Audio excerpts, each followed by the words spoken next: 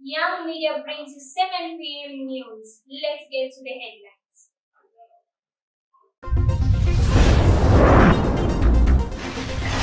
10, 9, 8, 7, 6, 5, 4, 3, 2, 1.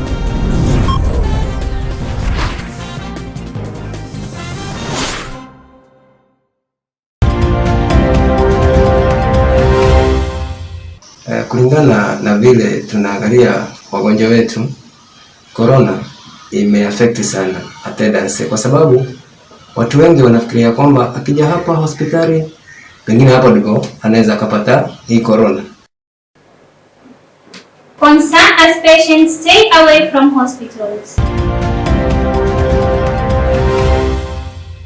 Allahu Akbar, Allahu Akbar, Allahu. Each of its own.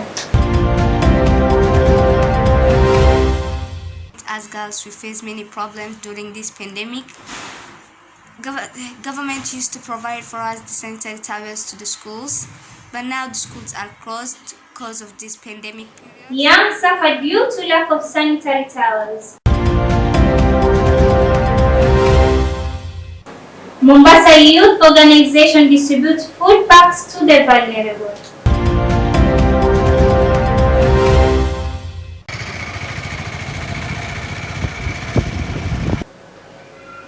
Rains of no mercy in Watamu.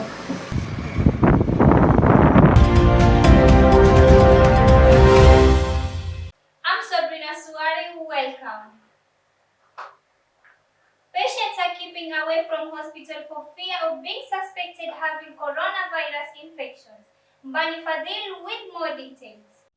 The number of patients in hospitals is reducing as patients fear coming into contact with suspected coronavirus patients. Patients with chronic diseases such as cancer or kidney failure are resorting to stay home in the wake of the COVID-19 pandemic. In Kilifi County, specifically New Borani Medical Clinic, patients are... Na vile tunaangalia wagonjwa wetu, corona imeaffect sana attendance, kwa sababu watu wengi wanafikiria kwamba as people are dying from untreated emergencies than from the virus. Reporting for Young Media, I am Bani Fadil.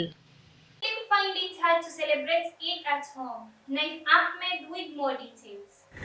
Eid al-Fitr means the breaking of fast after the month of Ramadan. However, things are different this time due to the corona pandemic. Tumefungika toka mwanzo wa Ramadhani mpaka sasa hivi tumefikia 10 la mwisho la Ramadhani na bado hatujaona mwangaza wote. Yaani serikali japo itupe siku 2 tu zaidi, siku 2 tusherekee hii Idi, angalau tutoe majonzi ya Ramadhani. Ramadhani sisi Waislamu tumezoea kujumuika pamoja. Uislamu ni ndugu, hata kama si undugu wa damu, ni undugu ambao kwamba umejengwa na Allahu subhanahu wa ta'ala. Tumezoea kuwa pamoja, tumezoea kula pamoja, haswa Ramadhani. Utaona ndugu yako Muislamu anakuita kwenda kufuturu kwake. Utaona yani Waislamu wamezoea kuwa pamoja, lakini sasa corona hii ndio imekuja kututenganisha. Basi inshallah Mwenyezi Mungu kwa utukufu wa hii Ramadhani, angalau basi hii Idi Mwenyezi Mungu atujalie tuwe tutakuwa pamoja. Maana Idi ni sherehe. Sherehe huwezi kusherekea peke yako. Sherehe kusherekea peke yako ni vigumu sana. Haina raha, si sherehe hiyo. Maana kama ni wale watu ambao kwamba uko nao kila siku, si sherehe. Watu wamezoea watu wa mbalimbali, familia za mbalimbali kujumuika pamoja, watu kujumuika pamoja, marafiki, ndugu, majirani, wote kuwa pamoja. Hiyo ndio sherehe. Lakini sherehe ya kwa mmoja mmoja, yes. Residents of Watamu in Malindi County are forced to use an alternative road. This is after the main road had been blocked by the waters of the rain. Balozi Mobile with more details. The water that has been formed in a hole that is said to have deepened due to heavy commercials carrying cargo created a standstill to most businesses across the water place. Motor vehicles are the most affected as the riders have to pass through the water, getting wet and sometimes even falling in the water as a result of the depth of the water. Government out in the area has been disturbed by the water from the rains that have been raining for the past 2 weeks in the area. Residents of Watamu now want the government to find a solution to help them in movement in and out of Watamu.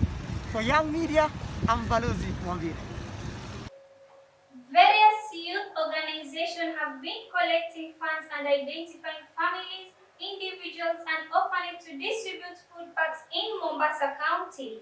Since the occurrence of COVID-19 in Kenya, which led to a slump in the economy, causing business to close their doors, leaving many jobless, Lilian reports.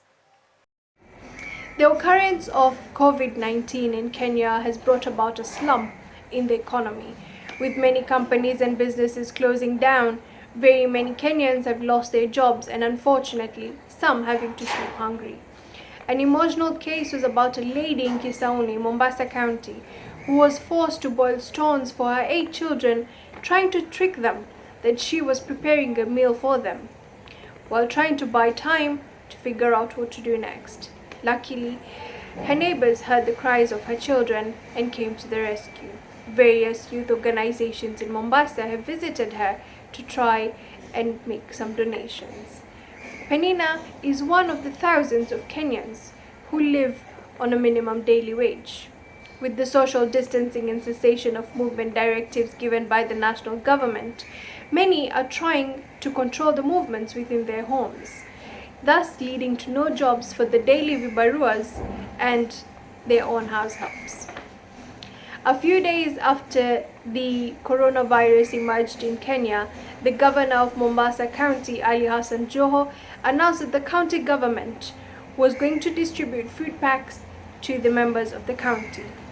Various organizations such as United Front Kenya, Mutual Aid Kenya, Kenya Red Cross, Orphan Aid Kenya, Rise Above Hope, Call for Humanity, and Global Youth Project began to collect funds and donations to feed the vulnerable in the community and have so far identified and distributed food packs, hand sanitizers, gloves, and masks to vulnerable families, orphanages, and individuals, among them the differently abled and widows.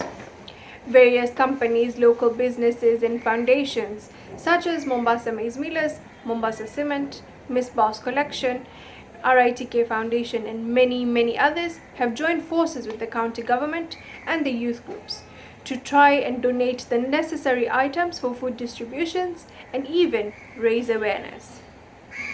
It is definitely heartwarming to see the solidarity that Kenyans have for their fellow Kenyans during this pandemic. As Kenyans, we definitely shall overcome. This is Dilian Abdurrahman reporting to you from the Young Media Academy, reminding you to stay home and stay safe. Now this is what we have for today. For more, follow us on our social media platforms. I'm Sabrina Suarez.